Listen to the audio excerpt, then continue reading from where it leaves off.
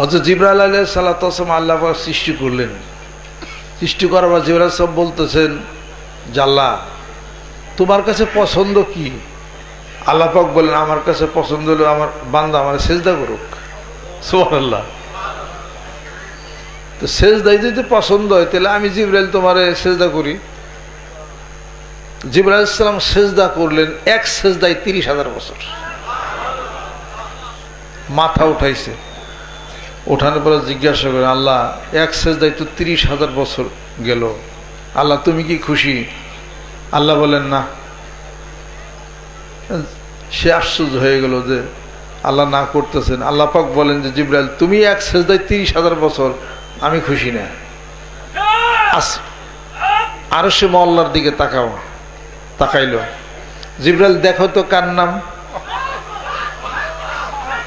দেখে লা ইলাহা ইল্লাল্লাহ মুহাম্মাদুর রাসূলুল্লাহ।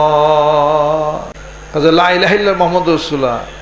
আরশের মধ্যে লেখা দেখো জিবরাইল কি লেখা? লা ইলাহা ইল্লাল্লাহ মুহাম্মাদুর রাসূলুল্লাহ। আমার নামের সাথে ওই নামটা কার? আল্লাহ এটা একটা মানুষের নাম, সে আমার বন্ধু হবে।